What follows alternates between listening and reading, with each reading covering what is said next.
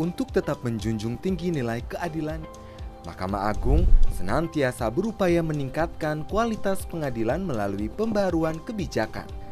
Salah satu pembaharuan kebijakan yang digencarkan oleh Badan Pengawasan MA adalah SMAP, yaitu Sistem Manajemen Anti Penyuapan, yang diterapkan pada lingkungan pengadilan negeri. SMAP bertujuan untuk meningkatkan pemahaman dan kemampuan pengadilan negeri dalam mencegah, mendeteksi, dan menanggapi penyuapan di lingkungan pengadilan negeri sejak dini. Mengapa SMAP perlu diterapkan di lingkungan pengadilan negeri? Penyuapan di lingkungan pengadilan negeri dapat menurunkan kepercayaan masyarakat dan juga dapat menghambat jalannya proses pencarian keadilan bagi masyarakat. Jika kita lihat dari segi moneter, penyuapan juga dapat mengakibatkan pemborosan anggaran dan menciptakan biaya tinggi pada akses keadilan. Maka, berangkat dari hal tersebut, penerapan SMAP diharapkan dapat meningkatkan nilai integritas dan budaya anti suap di lingkungan pengadilan serta dapat memajukan kualitas sistem peradilan di Indonesia. Terdapat 4 tahapan dalam menerapkan SMAP pada lingkungan pengadilan negeri. 1. Perencanaan atau plan. 2. Pelaksanaan atau do. 3. Evaluasi atau cek. Dan 4. Tindak lanjut atau action. Keempat tahapan proses tersebut merupakan siklus yang harus dipenuhi oleh pengadilan negeri. Sebelum sampai pada keempat proses tersebut, pengadilan negeri harus menyiapkan dan melaksanakan berbagai hal, seperti 1. Membentuk tim SMAP di pengadilan negeri yang menerapkan. 2. Menyiapkan prosedur dan dokumen yang dipersyaratkan. 3. Sosialisasi dan komunikasi secara internal dan eksternal. 4. Implementasi SMAP. 5. Evaluasi. Dan 6. Pengajuan sertifikasi SMAP kepada Badan Pengawasan MA. Demi peningkatan integritas pada lingkungan pengadilan negeri dengan memahami dan menerapkan sistem manajemen anti penyuapan, mari kita dukung gerakan anti penyuapan. Pada bagian kedua ini, Anda akan mempelajari tentang organisasi SMAP. Topik ini akan dibagi menjadi 5 bagian, yaitu konteks organisasi, pemangku kepentingan, struktur organisasi SMAP, tugas dan tanggung jawab, dan ruang lingkup SMAP. Lebih lanjut, peserta juga akan menggambarkan organisasi SMAP atau Tim Fungsi Kepatuhan Anti Penyuapan atau FKAP yang disesuaikan dengan organisasi pengadilan negeri. Sehingga peserta dapat membuat daftar tugas dan tanggung jawab yang sesuai SMAP. Modul ini akan menggunakan metode SWOT, yaitu metode analisa dengan pendekatan strength, weakness, opportunity, dan threat. Subtopik kedua tentang pemangku kepentingan. Seseorang atau sebuah organisasi dapat digolongkan sebagai pemangku kepentingan pengadilan negeri jika keputusan, sikap, atau tindakan yang dilakukan oleh suatu bagian atau keseluruhan dari pengadilan negeri dapat mempengaruhi mereka atau sebaliknya, di mana sebuah keputusan, sikap, dan tindakan yang mereka lakukan dapat mempengaruhi suatu bagian atau keseluruhan dari pengadilan negeri. Struktur organisasi menjelaskan bahwa Tim Fungsi Kepatuhan Anti Penyuapan atau FKAP tidak akan merubah struktur organisasi. Dengan adanya subtopik ini, peserta diharapkan dapat membentuk tim FKAP berkompetensi dengan menyesuaikan struktur organisasi di pengadilan. Selanjutnya, tentang tugas dan tanggung jawab. Peserta akan dibekali tentang pengetahuan terkait tugas dan tanggung jawab apa saja yang akan bertambah atau berubah dengan diimplementasikannya FKAP di pengadilan. Setiap peserta harus merincikan setiap tugas dan tanggung jawab masing-masing bagian dalam organisasinya terkait dengan penerapan SMAP. Tugas dan tanggung jawab dibuat sedetail mungkin, termasuk koordinasi dengan bagian lain agar tidak terjadi tumpang tindih kewenangan, kesalahan koordinasi, saling lempar tanggung jawab, dan sebagainya. Terkait ruang lingkup SMAP. Di sini, peserta diajak untuk memahami ruang lingkup SMAP terkait isu internal dan eksternal, pemangku kepentingan, dan hasil dari penilaian risiko penyuapan. Ruang lingkup SMAP diselaraskan dengan Sistem Manajemen Mutu Standar Akreditasi Penjaminan Mutu Pengadilan Negeri atau ICPE untuk pengadilan negeri tersebut dan pada setiap fungsi ada di pengadilan negeri sesuai dengan tipe atau kelas pengadilan. Selamat datang di modul 3 dengan topik identifikasi penilaian dan evaluasi risiko penyuapan. Pada topik ini, Anda diharapkan dapat melakukan identifikasi risiko di pengadilan, dapat melakukan penilaian terhadap risiko di pengadilan, dapat melakukan evaluasi atas penilaian yang disusun. Untuk itu, pada topik ini akan dibagi menjadi 3 subtopik, yaitu pertama, identifikasi risiko penyuapan. Kedua, penilaian risiko penyuapan. Ketiga, evaluasi risiko penyuapan. Mengapa pengadilan perlu melakukan identifikasi penilaian dan evaluasi risiko penyuapan? Sebagaimana kita ketahui bersama, pengadilan adalah tempat utama bagi masyarakat untuk mencari keadilan.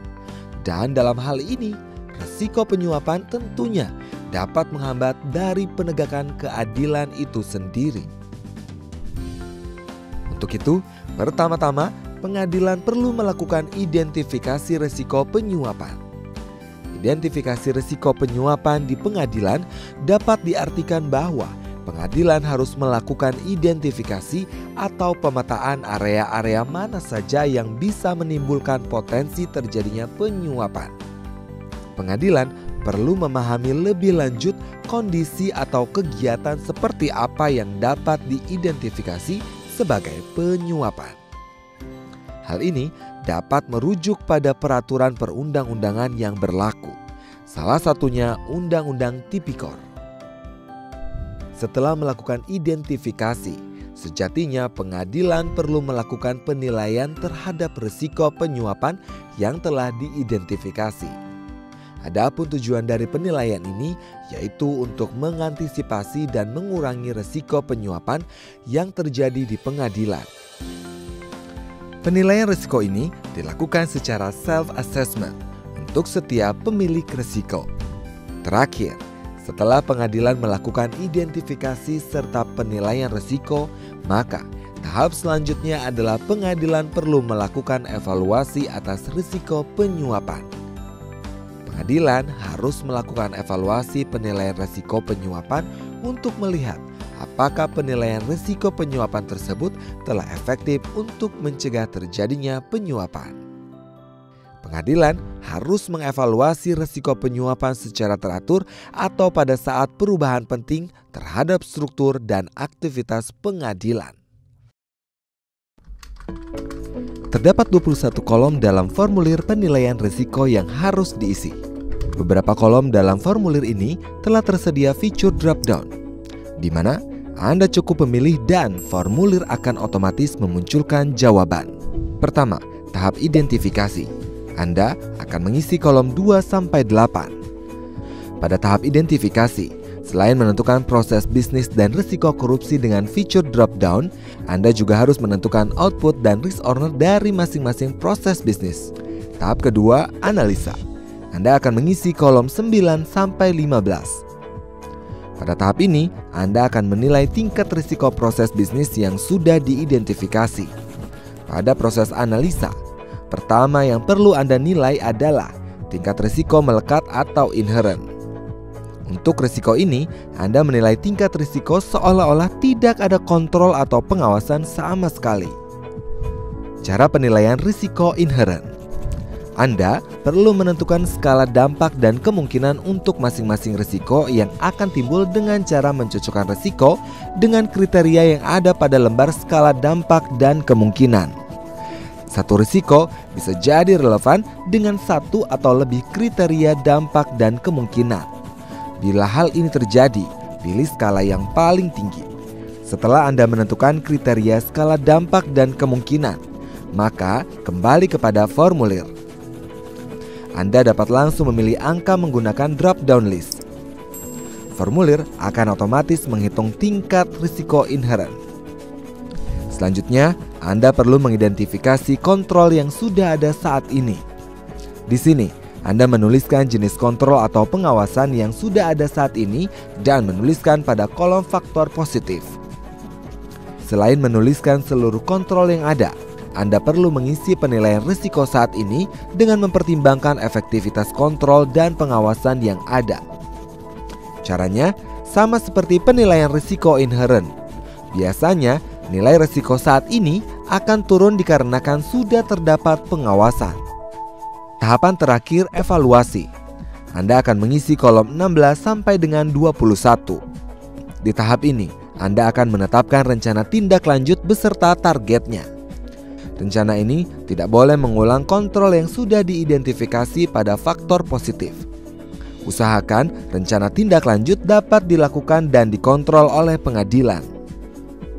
Selanjutnya, setelah menuliskan rencana tindak lanjut, Anda akan menghitung risiko residual. Risiko yang dihitung dengan mempertimbangkan rencana tindak lanjut. Prosesnya sama dengan tahapan analisa. Hanya saja pada bagian ini, nilai risiko seharusnya lebih rendah dibandingkan risiko saat ini. Namun, skala turunnya juga harus masuk akal sesuai dengan tindak lanjut yang dilakukan.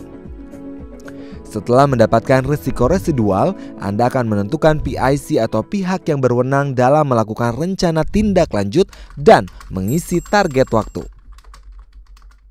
Selamat datang di modul 4 dengan topik Perencanaan Sistem Manajemen Anti Penyuapan.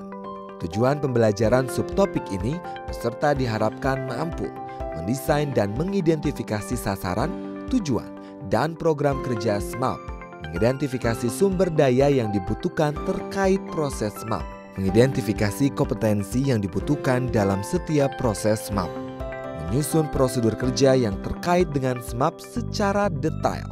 Secara garis besar, mengidentifikasi sasaran, tujuan, dan program kerja SMAP adalah dengan cara memetakan stakeholder yang mungkin berbeda pada setiap pengadilan serta melakukan identifikasi, penilaian, dan evaluasi risiko penyuapan. Pengadilan negeri, khususnya tim FKAP yang sudah dibentuk, harus melengkapi dengan memperbaiki, mengganti, dan menambah standar operasional prosedur atau SOP agar sesuai dengan yang diatur di dalam sistem manajemen anti penyuapan.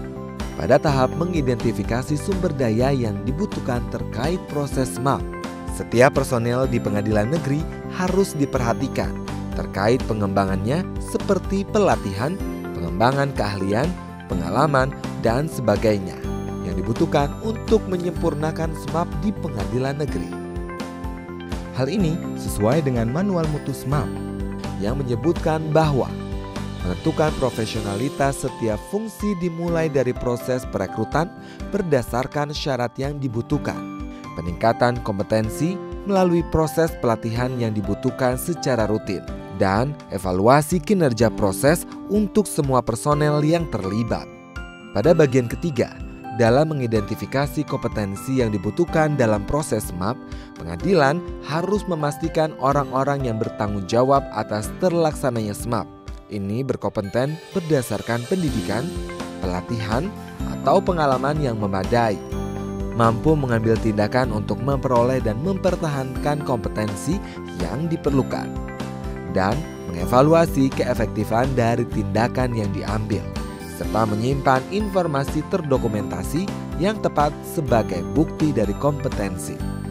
Terakhir, untuk menyusun prosedur kerja yang terkait dengan SMAP secara detail, peserta akan diberi kompetensi untuk membuat batasan yang jelas terkait ruang lingkup kewajiban dan tanggung jawab setiap individu yang terlibat dalam suatu proses agar tidak terjadi tumpang tindih kewenangan atau saling lempar tanggung jawab dan sebagainya. Selamat datang pada modul 5. Pada bagian ini, Anda akan mempelajari 10 subtopik yang terdiri atas: pertama, pengendalian keuangan.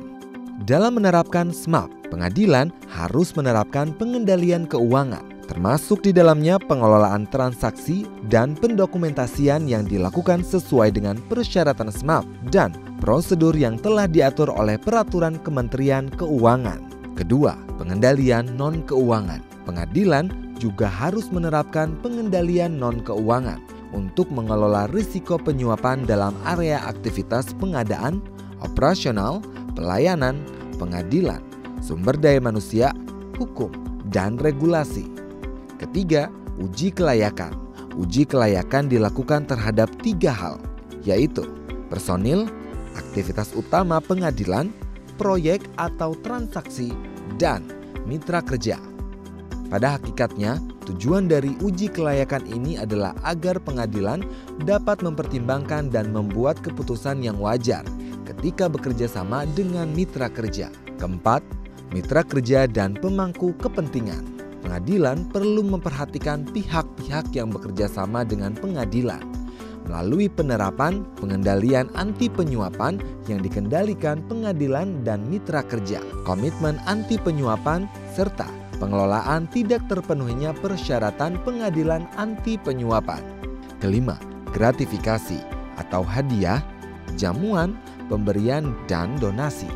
Dalam mengimplementasikan SMAP di pengadilan, tentunya tidak bisa lepas dari pemahaman mengenai gratifikasi. Hal ini juga berkaitan dengan pemberian dengan hadiah, jamuan, pemberian, dan donasi. Keenam, rekrutmen atau proses mempekerjakan. Pengadilan perlu memperhatikan persyaratan dalam proses memperkerjakan personil di pengadilan sesuai dengan standar SMAP. Ketujuh, sosialisasi atau komunikasi. Pengadilan harus menentukan komunikasi kepada pihak internal maupun eksternal yang relevan dengan sistem manajemen anti penyuapan. Kedelapan, peningkatan kapasitas atau kompetensi. Pengadilan negeri harus menjamin ketersediaan personil pengadilan yang memiliki kompetensi sesuai dengan persyaratan SMAP. Kesembilan, mekanisme pengaduan. Dalam penerapan SMAP, dibutuhkan pemahaman mengenai alur pengaduan atau pelaporan masyarakat. Serta hal tersebut juga harus terinfokan dengan baik kepada masyarakat. 10. Pemeriksaan atau investigasi dan penanganan penyuapan. Prosedur pemeriksaan atau investigasi wajib disesuaikan dengan ketentuan dan kewenangan yang dimiliki oleh pengadilan. Dan apabila pengadilan ditugaskan untuk menindaklanjuti pengaduan dan diminta untuk membantu pemeriksaan, maka pengadilan perlu memastikan seluruh penugasan dilakukan dan terdokumentasi. Selamat datang di modul 6 dengan topik evaluasi kinerja SMAP. Tujuan pembelajaran pada topik ini, Anda diharapkan dapat memahami metode pelaksanaan pemantauan, pengukuran, analisa, dan evaluasi, memahami prosedur audit internal SMAP, tinjauan manajemen puncak, dan tinjauan FKAP. Modul ini akan dibagi menjadi 3 subtopik, yaitu pertama, pemantauan, pengukuran, analisa, dan evaluasi. Kedua, internal audit. Ketiga, tinjauan manajemen puncak. Selanjutnya, apabila pengadilan telah menerapkan SMAP, maka penerapan SMAP tersebut perlu ditinjau dengan tujuan untuk mengetahui efektivitas dari penerapan tersebut. Peninjauan SMAP dapat dilakukan melalui peninjauan berkesinambungan, peninjauan terpisah, atau kombinasi keduanya. Pemantauan, pengukuran, analisa, dan evaluasi tersebut dapat dilakukan dengan cara pelaksanaan internal audit dan tinjauan manajemen. Atas penerapan SMAP, pengadilan wajib melakukan internal audit guna mengetahui sejauh mana efektivitas penerapan SMAP di pengadilan. Audit internal yang dilaksanakan harus wajar, profesional, dan berbasis risiko. Pelaksanaan audit internal dapat menyesuaikan dengan standar operasional prosedur masing-masing pengadilan. Misalnya, dilaksanakan dalam kurun waktu 6 bulan 1 kali. Selanjutnya, pengadilan juga diwajibkan untuk melakukan tinjauan manajemen puncak. Manajemen puncak yang dimaksud adalah Ketua Pengadilan Negeri atau KPN. KPN perlu melakukan peninjauan terhadap penerapan SMAP yang dilakukan secara periodik terhadap keberlanjutan, kesesuaian, kecukupan, dan keefektifan SMAP. Hasil dari tinjauan KPN atas penerapan SMAP dapat berupa keputusan tentang peluang peningkatan berkelanjutan dan Setiap perubahan yang dibutuhkan